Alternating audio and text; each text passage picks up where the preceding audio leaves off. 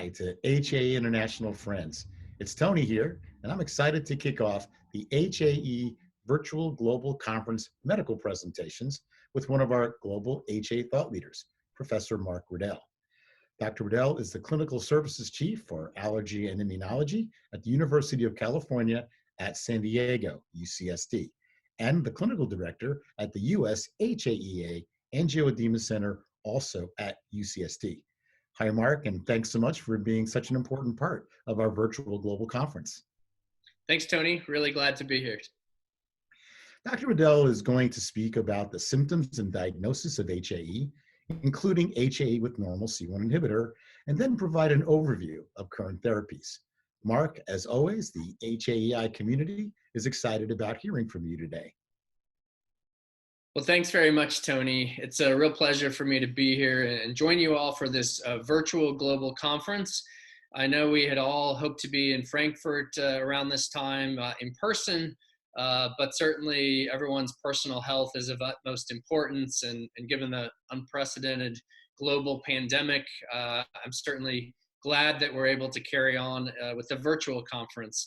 And I hope that everyone is staying safe and healthy with all of your loved ones. So as Tony mentioned, I'm going to provide a brief presentation today, an overview on hereditary angioedema.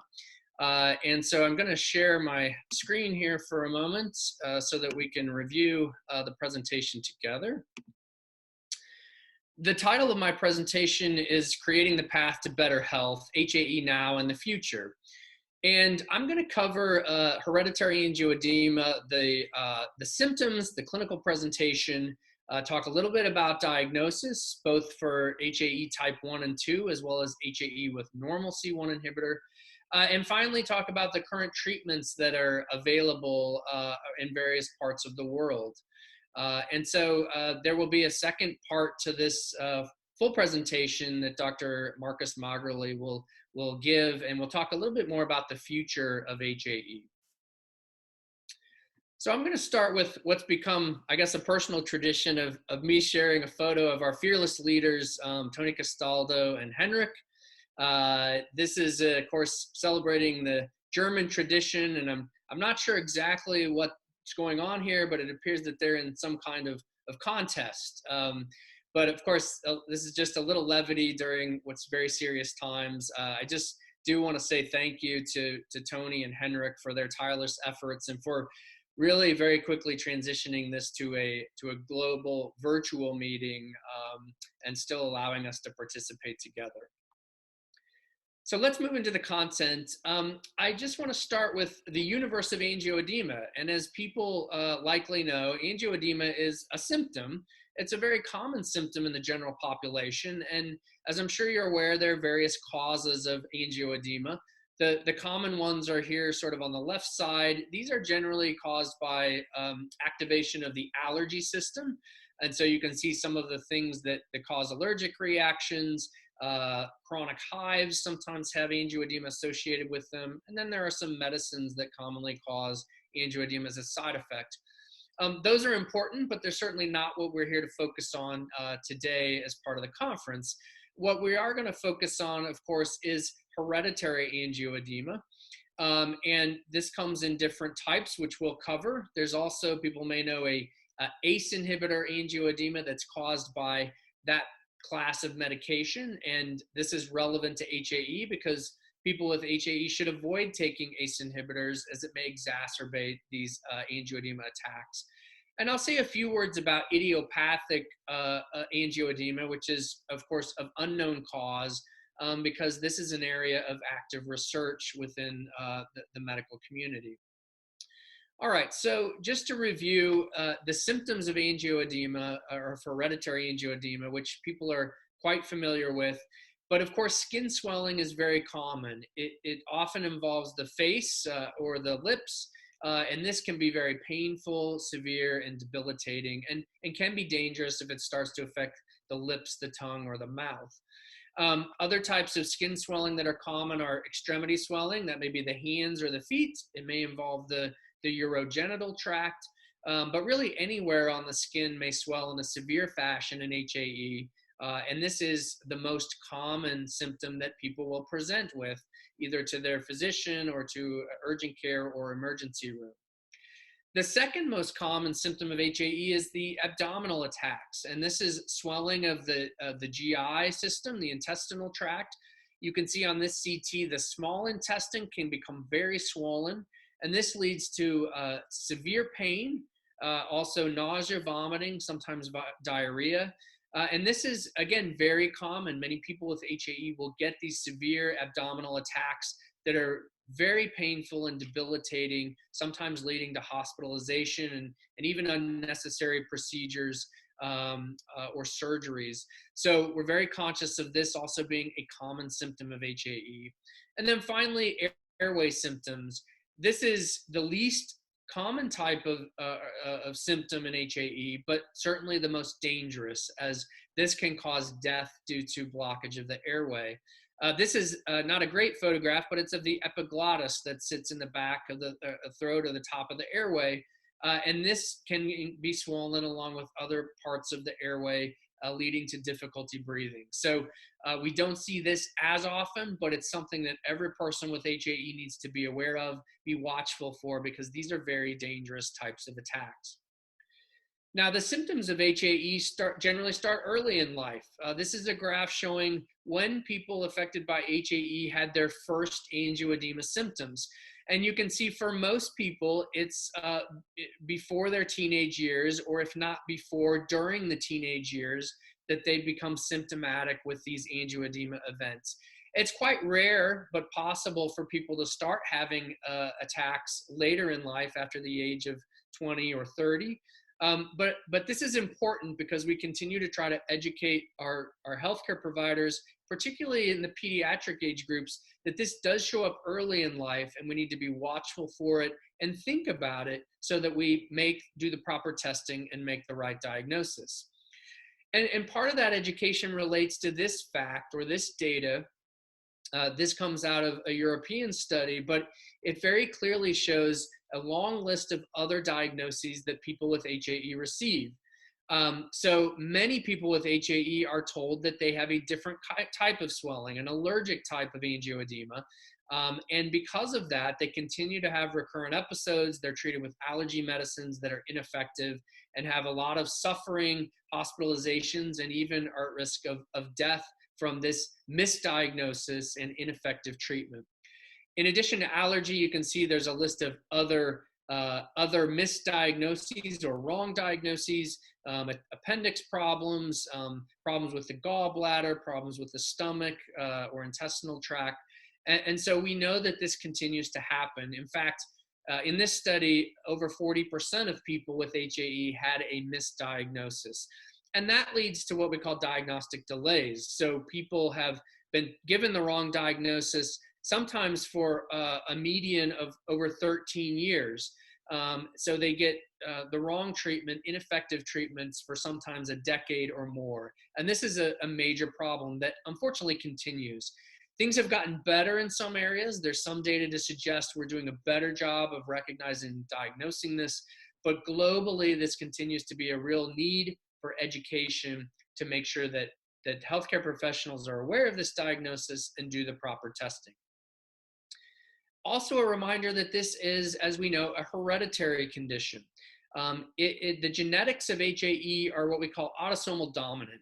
And what that means is that a person affected by HAE, this is a male represented by the square here, that has a child, in this case a female, a daughter, who was also affected, the risk of passing this genetic condition on is 50%. It's basically the flip of a coin when a baby is conceived that they will get the mutation that causes HAE. So that's the dominant part of this. The autosomal part means that it affects males and females equally. So you can see in this diagram, males are the squares, females are the circles, and there are even numbers basically of affected individuals that have HAE. So there is 50-50 chance for children to have this, and it's an equal chance in males and females. And that speaks to the importance of family testing, which is another important educational point. We want to get family members of an affected person tested for hereditary angioedema. Now, the cause of HAE was traced really in the 1960s, at least for type 1 and type 2 HAE. And these are just some old journal articles where the first discovery of this protein called C1 inhibitor was described. And the fact was established that in these families with hereditary angioedema, this protein was low or missing. And we know now, after really decades of science, that this condition is caused by specific mutations in the DNA. This is something called the SERPING1 gene. This is the gene that creates or encodes for C1 inhibitor protein. And you can see where there are arrows here. These are all the various mutations, or at least some of the various mutations that have been described that cause C1 inhibitor deficiency. So it can happen at many points in the gene for C1 inhibitor. And in fact, there are hundreds of different described genes now, or gene mutations, that can cause this condition called hereditary angioedema.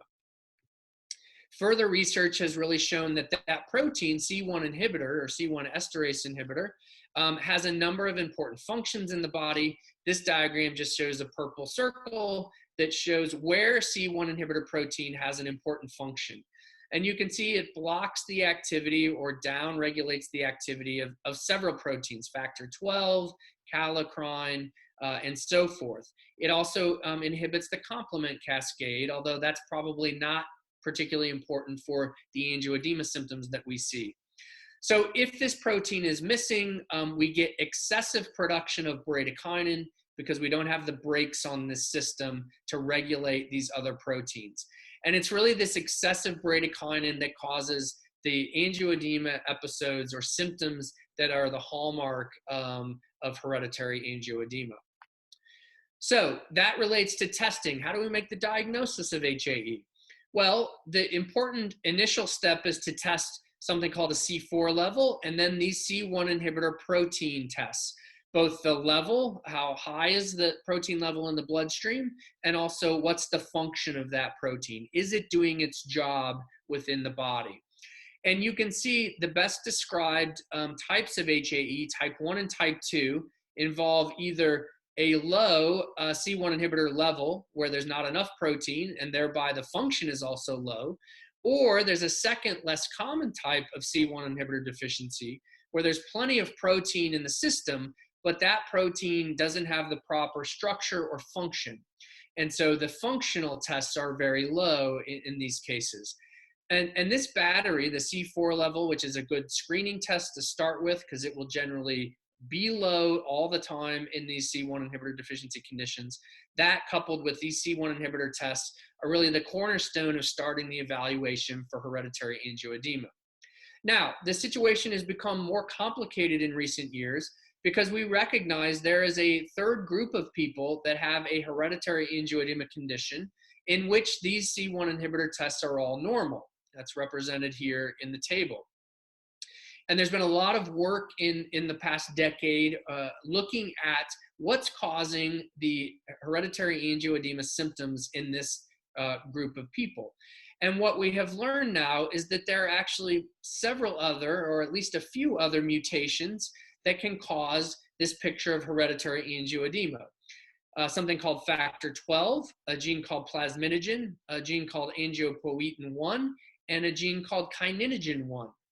And these, we don't understand these as well as we do C1 inhibitor deficiency at this point, but it's quite clear that there are families where these mutations, one of these mutations, is causing recurrent swelling that appears to be resistant to allergic treatments, and so fits very well into this description of hereditary angioedema. There's also a group of people out there where these genetic changes have not been found, and so we have an ongoing diagnosis of hereditary angioedema unknown in some individuals, and more research is looking into what is causing the symptoms in that group of people or those families. So as far as diagnostics, we still have some challenges, and I'll just put up this flow sheet.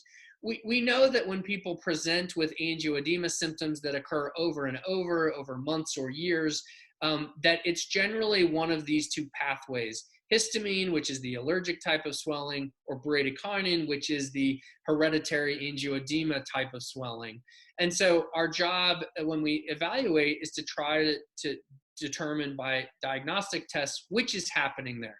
We spend a lot of time talking with patients about the nature of their symptoms. Sometimes that will give us a clue as to which type is more likely, but it's very important to do these C1 inhibitor tests that I've mentioned. And now we're trying as much as possible to look into these other gene mutations. Much of this work is still on a research basis, but increasingly we're trying to find ways to bring this genetic testing forward so that we can identify people that have these other types of hereditary angioedema. Now, the challenges here are that a lot of people get stuck here with just the symptoms over and over, and they don't have access to a specialist or someone who can really spend the time to get the history and do the appropriate tests. So we know that people get stuck up here in a cycle of symptoms without a good explanation for their condition. The other challenge is that sometimes we do the tests and we don't find any of the things that we're looking for. And so people have this so-called idiopathic angioedema or angioedema of unknown cause. And again, the research suggests this could be caused by either of these pathways, histamine or bradykinin. So we still rely a lot on response to specific treatments or medications that are given to give us the best evidence as to what type of angioedema is occurring. And because of that, there's a lot of ongoing work that I want you to be aware of, looking at different ways to do testing to try to determine the cause of angioedema symptoms. So I won't spend much time on this, but be aware that there are various groups around the world looking at different diagnostic assays or tests to either try to track bradykinin production or fragments, pieces of bradykinin that would show that that's dysregulated or out of control and causing the swelling. That's this second study here, or the group. There are ways looking at the C1 inhibitor function itself. Is C1 inhibitor doing its job outside of the usual tests that we've always done for HAE? So that's this first study, a novel way to look at C1 inhibitor function. And lastly, our group and others have looked at kallikrein activity as a way to determine, again, is that bradykinin system out of control and causing the swelling? So these are all research or investigational ways to do a better job of determining which treatment is likely to help a given person. Is it the allergy treatments, or is it some treatment that's targeted at bradykinin? And hopefully these tests will allow us to better diagnose the various forms of hereditary angioedema, particularly in people that have struggled with ongoing swelling without an effective treatment or without a good explanation for their symptoms. And so this is just a summary slide about the pathophysiology and the diagnosis of HAE. Again, remember that bradykinin is at the end of the day, is the chemical that's excessive in HAE and causes the actual swelling symptoms. And we know that C1 inhibitor is the problem in many or most of the HAE cases that we see, most of the people that are affected by this. But it's become more complicated in that we now recognize these other mutations, factor 12, plasminogen on the left here, angiopoietin 1 on the right, kininogen 1 here at the top. And so we have to start looking for these and other possible genetic causes of hereditary angioedema. And then we're looking at better ways to identify abnormalities in either C1 inhibitor or kallikrein activity, or even perhaps in some of the other mediators that may play a role in this recurrent swelling. All right, so let me shift gears for the next few minutes and talk about HAE management or treatment. And I think this is an area where there's still a lot going on. I'm going to talk about what's available at the moment, at least in various parts of the world. And then there'll be another talk later by Dr. Magali looking at what's going to happen potentially in the future. So first, I would recognize there are some triggers for people with HAE, and HAE is highly variable, as we know. Each person has their own course, their own types of symptoms and frequency, and also their own triggers. So the things to be aware of course, are trauma. This could be accidental trauma, or it could be medical or surgical procedures that may trigger attacks. As you probably know, there are certain medications that should be avoided with hereditary angioedema, specifically any pills or treatments containing estrogen, and this class of medications called ACE inhibitors that we talked about earlier. These can cause severe swelling in HAE. So other blood pressure medicines, other types of blood pressure medicines should be used, not ACE inhibitors. Infections, whether these are stomach infections or there are some reports of respiratory infections causing attacks, that can be a trigger for some people. And lastly, stress, whether that's physical stress or emotional stress related to family, work, school. These are triggers in some individuals that we have to recognize can potentially cause angioedema episodes.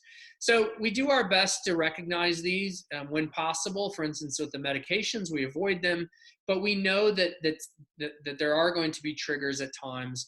And we know for certain that often HAE attacks are unpredictable. You can try to avoid all of these things and the attacks may still occur spontaneously. So that's why it's so important to have a good medical treatment plan in place because of the unpredictability of HAE symptoms. And studies suggest that actually a little less than half of people can identify a specific cause of their HAE symptoms. So much of the time, really no predictor or trigger for a given episode. Now, in terms of treatment, we've seen a lot of changes over the years. And just to quickly review, we've gone from a situation where we mostly had androgen therapies or blood products like fresh frozen plasma, which are very nonspecific, but were helpful for some people in either preventing, in the case of androgens, or treating acute attacks with fresh frozen plasma. We're now moved into a modern era where we've seen a lot of development of very specific, targeted, and effective medicines for HAE. And you see here about a decade's worth of work with the development of C1 inhibitor concentrates, of targeted drugs like kallikrein inhibitors or bradykinin receptor antagonists, and also now the development of advanced preventative medicines. And these have come along in the last several years. I've just shown here the course in the United States, but similar a course has been seen in Europe. These are the European Medicine Agency approval dates. And we know, of course, there's a lot of variability around the globe, depending on the country you're in or the region that you're in, depending on the healthcare system, and also the regulatory agencies in your given country that look at these treatments and authorize their use.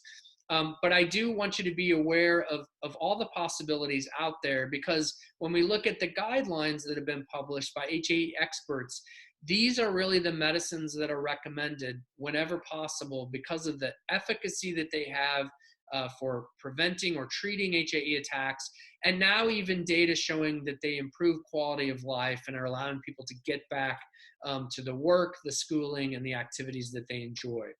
So the overarching theme here is that we've gone from having really no tools or very few tools, and sometimes I would say blunt instruments to treat hereditary angioedema, to a situation now in the last several years where we actually have potentially have options, very precise tools to manage hereditary angioedema.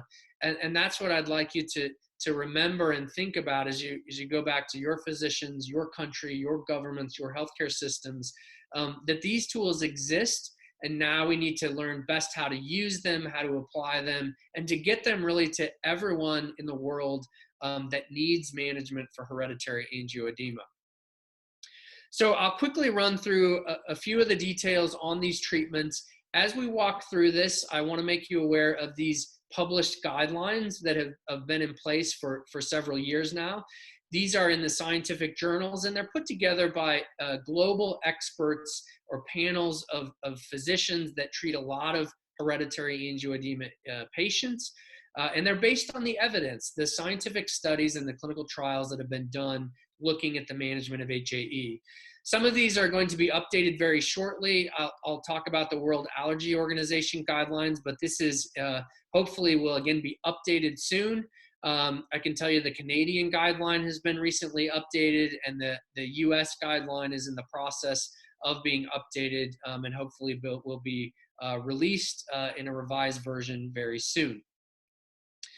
These guidelines outline 3 approaches to treating HAE, which we should be aware of. What we call on-demand therapy, which is used to stop an HAE attack when it occurs. Short-term prophylaxis, which is used just prior to an event or a procedure that would be expected to trigger an HAE attack. And then long-term prophylaxis, which we use to decrease the frequency and the severity of these attacks, and ideally prevent them entirely, although we don't have any medicines that are perfectly effective at preventing HAE, but we do have medicines that are highly effective at reducing the frequency and severity. And so again, I'll just remind everyone that these treatments need to be tailored to the person. This is an era of individualized treatment, and it's important for each person to speak with their HAE specialist about the plan that's going to work best for them. On-demand treatment to treat attacks really should be available for every patient. That's in the guidelines. It's required because these attacks are unpredictable, debilitating, and life-threatening. And then long-term prophylaxis is something that may be useful for many patients, but not necessarily used by every patient. Again, should be tailored to the need and the desire of each individual person with hereditary angioedema. Now, I'm not going to go into detail of each of these medicines. We don't have sufficient time for that, but recognize these are the acute treatments that are used to stop HAE attacks at the time that they occur. They include C1 inhibitor concentrates, either derived from plasma or the recombinant C1 inhibitor, and then some drugs that are designed to stop HAE episodes by hitting specific targets. Ecallantide is a kallikrein inhibitor, and icatibant is a bradykinin receptor antagonist. And you can see in this table there are differences, advantages and disadvantages to each of these medicines. They're given by different routes, either intravenously or subcutaneously. And of course, they're approved by various regulatory agencies around the world. So not every drug is going to be available in every country. And in some countries, none of these, unfortunately, are available currently. But that's one of the goals, is to work towards a time when there is at least one effective HAE acute treatment available for every person with hereditary angioedema. Now, I've mentioned the guidelines. This is one of the guidelines frequently referred to, the WAO guideline, the World Allergy Organization, and it's been updated fairly recently, although as things change, there will continue to be updates made. But I just want to show you their recommendations from this panel of experts based on the published evidence. Says that all HAE attacks are considered for on-demand treatment, and any attack affecting or potentially affecting the upper airway is absolutely treated. That HAE attacks are treated as early as possible. This is an important concept, to use the effective HAE medicine early in the course of an attack, because that's been shown to reduce the time of swelling and to get people back to their regular lives much more quickly. You see listed here that the attacks should be treated with one of the effective medicines I showed you, a C1 inhibitor product, ecallantide or icatibant. It's recommended that all patients have sufficient medicine for on-demand treatment of 2 attacks, and that they keep this medicine with them at all times. And this is due to the fact that, again, these attacks are very unpredictable. Sometimes they can happen in quick succession, and we want people to always have a so-called backup dose to treat a second attack if that's needed. And lastly, all patients who are provided on-demand treatment that's licensed for self-administration should be taught to self-administer. This concept of self-administration, home treatment, self-treatment of these HAE attacks is a real point of emphasis. Again, because there is data from several sources showing that self-administration of medicine allows people to treat earlier and to get them back to their lives much more quickly. It shortens these episodes of angioedema. So where that's possible, where people are comfortable with it, and it's allowed by the labeling of the product, the guidelines state this is a very important piece in the HAE management plan. I'm taking a break to show you pictures of baby animals. So there is data, believe it or not, that pictures of baby animals put us in a better mood and they help with concentration. So I'm taking just a brief break from the content. These are some cubs that I was fortunate to see during a trip to Africa last year. An amazing, amazing sight, but really this is just to give you a break, allow you to focus, feel good for a moment, and now we're gonna move on and concentrate again on the content. Preventative treatment or prophylactic HAE therapies. Again, there's been considerable advances in this in recent years, and I won't spend time on many details, but we have preventative drugs using C1 inhibitor concentrates, either intravenously or subcutaneously, that are effective in reducing these episodes or preventing these episodes of HAE. A newer medicine, lanadelumab. This is what's called a monoclonal antibody, and it's a designer drug that blocks plasma kallikrein and therefore shuts off the ability to make excessive bradykinin. It has also been shown to be very effective in reducing the frequency and severity of HAE episodes. And then we have some oral medicines. These have been around for many years, the attenuated androgens and the antifibrinolytics. So for example, this is danazol would be an example of an androgen, or tranexamic acid an example of an antifibrinolytic. And these drugs are perhaps more widely available in some areas. They can have preventative effects, but the concern with these medicines has largely been their side effects. And you can see here listed a longer list of side effects that occur with the oral medicines, and sometimes can be quite problematic, particularly with androgens, but also sometimes with the antifibrinolytic drugs. So there's been a lot of emphasis in recent years on trying, when possible, to use these effective and so far safer formulations of the C1 inhibitor products or lanadelumab. Now, very briefly, I just want to show you the big advances in HAE therapy in the last few years have really been in this preventative space, or the preventative strategies. This is the subcutaneous C1 inhibitor data, just to very quickly show you that these were individuals in a clinical trial that were having 3 to 4 attacks per month of HAE. And when using this subcutaneous C1 inhibitor treatment, you can see at the highest dose, which has been approved by licensing agencies in different countries, that attack rate went down to less than 1 per month. So a very dramatic reduction in the frequency of HAE episodes, on median, statistically, a 95% reduction.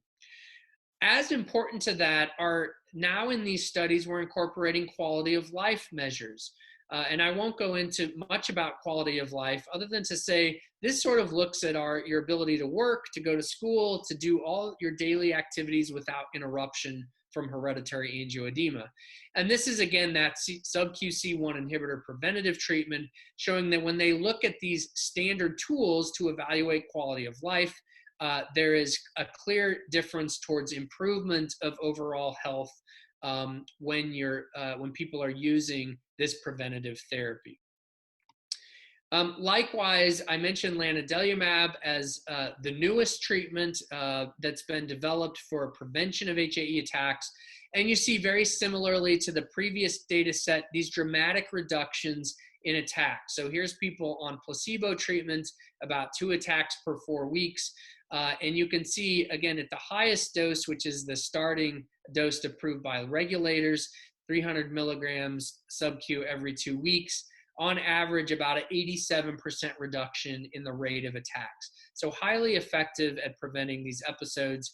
And likewise, in this study, measures of quality of life, which we recognize are very important to all of us, particularly to people affected by HAE. And you can see these significant improvements overall, but also in terms of functioning, the ability to carry out the things that you need and want to do in daily life. So the treatment recommendations, again, if we go back to the published guidelines, they recommend that patients are evaluated for long-term prophylaxis at every visit, and that the disease burden and patient preference should be taken into consideration. So this is important to remember as you're discussing your management plan with your HAE specialist. The guidelines in 2018 recommended the use of C1 inhibitor for first-line long-term prophylaxis.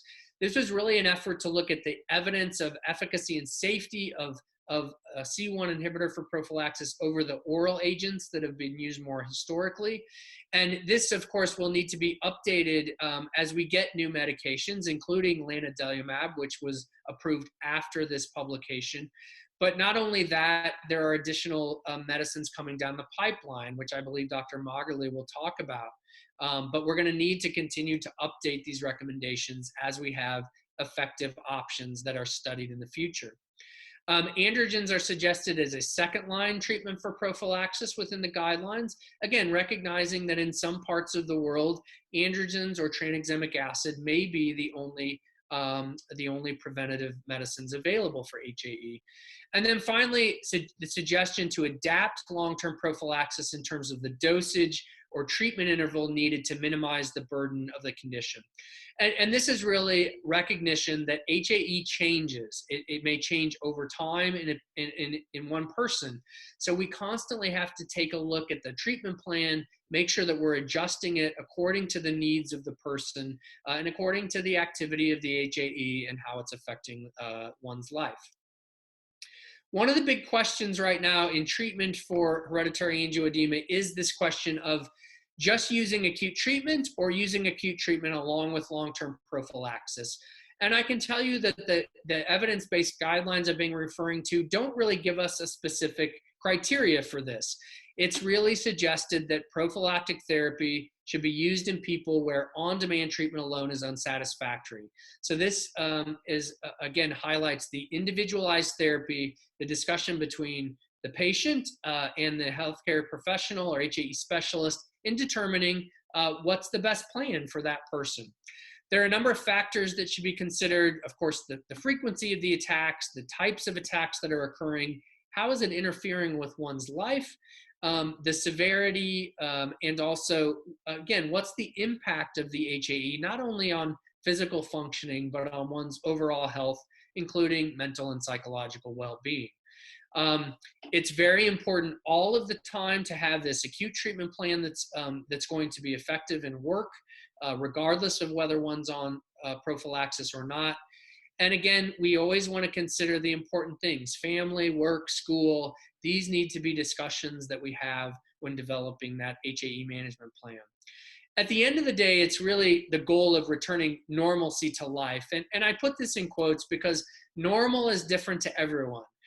So this is where it's important to look what's important to you in your activities, in your work life, in your family life, and then try to shape the management plan with your healthcare specialist to make that happen, to get you back to doing the things that you want to do with the resources available to manage HAE. Now, a very important word about HAE with normal C1 inhibitor. We do not have the same level of experience or study data for HAE normal C1 inhibitor as we do with HAE due to C1 inhibitor deficiency. And in fact, as of this time, we don't have any controlled trials, controlled clinical studies to know what the best treatment is for people affected by HAE normal C1 inhibitor. We do have some published reports of medicines working and some series that are out there. So we have some evidence, but not the same level as for type 1 and type 2.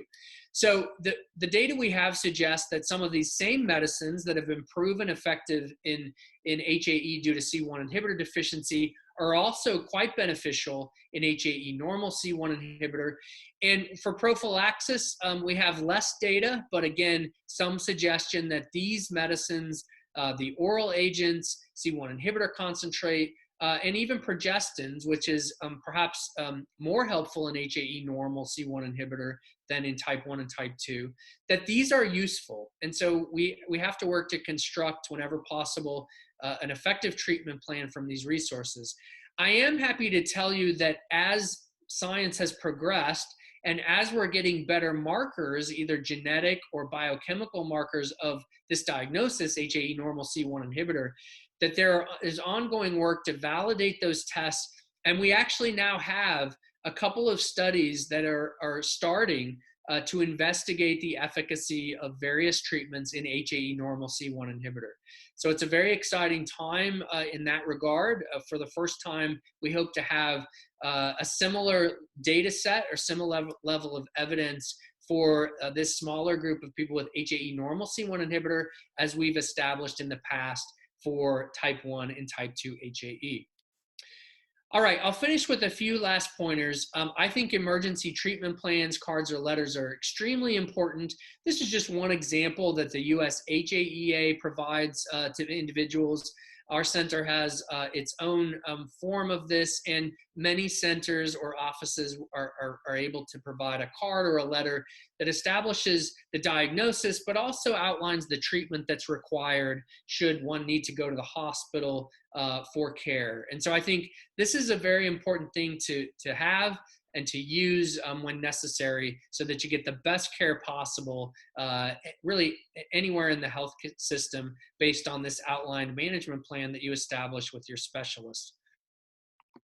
And then just to recap, I'm not going to talk about putting this all together much. That may be for a later talk, but recognize that this is individualized treatment we're discussing. If you have access to an expert clinician in HAE, that can be extremely helpful given their experience and knowledge of the different treatment options. We talked a little bit about on-demand treatment, which really should be available for each and every person with HAE. This should be arranged ahead of time, and it's important to constantly evaluate the efficacy and safety of that on-demand or acute treatment. Prophylactic therapy, we reviewed the long-term prophylactic options out there. Again, this must be individualized, realizing that, of course, it may be affected like anything, the region or the healthcare system that you're in, but it's important to be aware of these medicines and to adjust them or use them in ways that will be very beneficial to preventing attacks. And lastly, monitoring. It may go without saying, but this is a condition where we really do have to constantly reassess on a regular basis. Is the treatment working? Is it safe? Are there side effects? Is it accomplishing what we need it to? Are you back to the work activities, the school activities, the hobbies, the travel, the family activities that you want to pursue? And this goes back to evaluating overall the quality of life within this idea of setting up a treatment plan that works best for each person. I'll end with this just to say that the therapeutic goals for HAE, I think, are going higher and higher. And by that, I mean, there was a time not that long ago, unfortunately, where we tried just to keep people alive, that their airway didn't close off, and which resulted in fatalities from HAE. Or we tried to manage the pain symptomatically and just wait for these attacks to run their course. That has changed. We now have medicines that are quite effective to keep people out of the hospital, to keep them working and going to school and doing all the things that we want to do as human beings. And again, I'll use that word normalcy, but really it's living a life without interference from HAE. And that's now, I think, should be the goal as much as possible with the resources that we have. So it's creating that pathway to controlling this condition so that it's not interfering with activities. And so we're walking down this road together, this pathway that we're creating. We've gone over a little bit of the history of HAE, and I think in coming presentations, you'll see a little bit about the future of HAE. It's a very exciting time, and I think we're all in this together. Again, I laud the HAEI and the various HAE associations in different countries. I think it's been tremendous to see the progress, and I'm very excited about the future.